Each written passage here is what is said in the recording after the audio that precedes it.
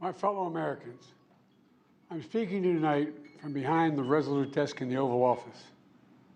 In this sacred space, I'm surrounded by portraits of extraordinary American presidents.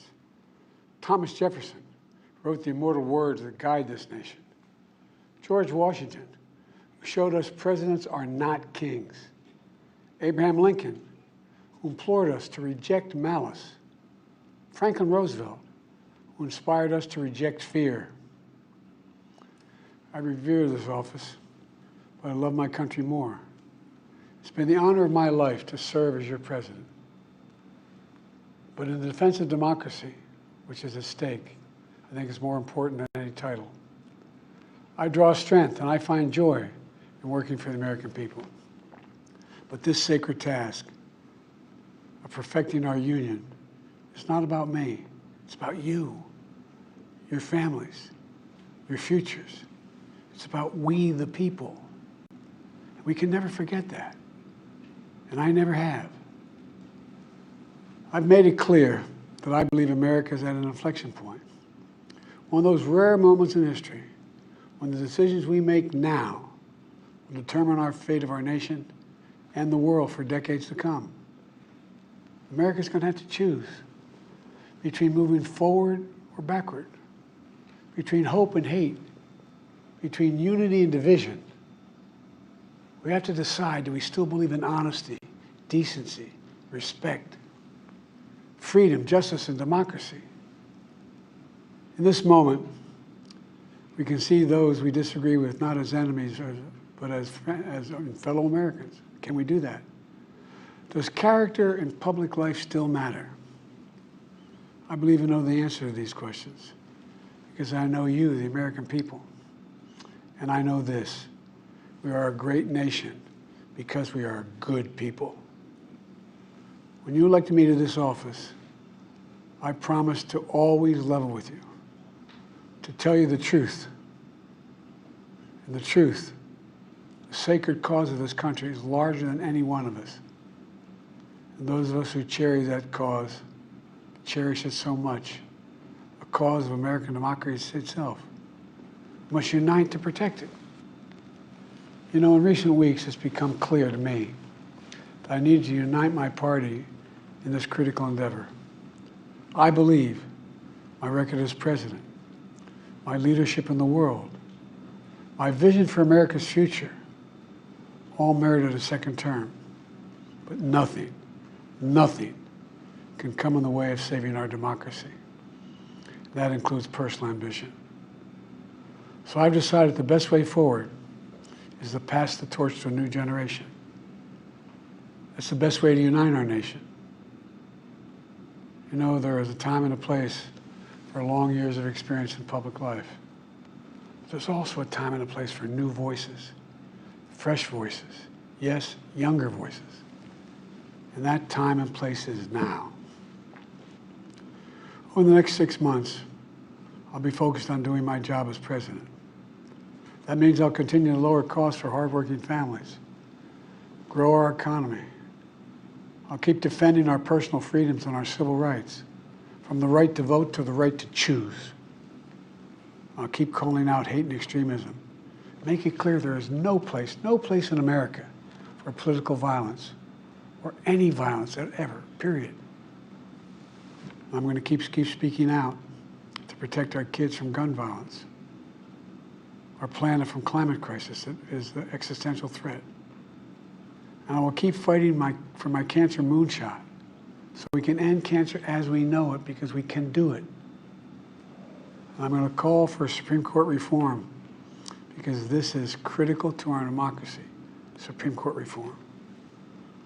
You know, I will keep working to ensure America remains strong and secure and the leader of the free world.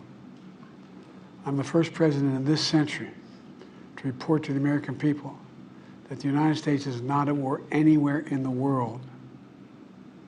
We'll keep rallying a coalition of proud nations to stop Putin from taking over Ukraine and doing more damage. We'll keep NATO stronger, and I'll make it more powerful and more united than any time in all of our history. I'll keep doing the same for our allies in the Pacific. You know, when I came to office, the conventional wisdom was that China would inevitably surpass the United States. That's not the case anymore. And I'm going to keep working to end the war in Gaza, bring home all the hostages, and bring peace and security to the Middle East and end this war. We're also working around the clock to bring home Americans being unjustly detained all around the world. You know, we've come so far since my inauguration. On that day, I told you, as I stood in that winter, we stood in a winter of peril and a winter of possibilities. Peril and possibilities. We were in the grip of the worst pandemic in the century. The worst economic crisis since the Great Depression. The worst attack on our democracy since the Civil War. But we came together as Americans, and we got through it. We emerged stronger, more prosperous, and more secure. Today we have the strongest economy in the world, creating nearly 16 million new jobs, a record. Wages are up. Inflation continues to come down. The racial wealth gap is the lowest it's been in 20 years. We're literally rebuilding our entire nation, urban, suburban, rural, and tribal communities. Manufacturing has come back to America. We're leading the world again in chips and science and innovation. We finally beat Big Pharma after all these years to lower the cost of prescription drugs for seniors. And I'm going to keep fighting to make sure we lower the cost for everyone, not just seniors. More people have health care today in America than ever before. And I signed one of the most significant laws helping millions of veterans and their families who were exposed to toxic materials. You know, the most significant climate law ever in the history of the world. The first major gun safety law in 30 years. And today, the violent crime rate is at a 50-year low. We're also securing our border. Border crossings are lower today than when the previous administration left office. I've kept my commitment to appoint the first black woman to the Supreme Court of the United States of America. I also kept my commitment to have an administration that looks like America and be a president for all Americans. That's what I've done. I ran for president 4 years ago because I believed and still do that the soul of America was at stake. The very nature of who we are was at stake. And that's still the case. America's an idea. An idea stronger than any army, bigger than any ocean, more powerful than any dictator or tyrant. It's the most powerful idea in the history of the world. That idea is that we hold these truths to be self-evident. We're all created equal, endowed by our Creator with certain inalienable rights: life, liberty, pursuit of happiness. We've never fully lived up to it, to this sacred idea, but we've never walked away from it either. And I do not believe the American people will walk away from it now.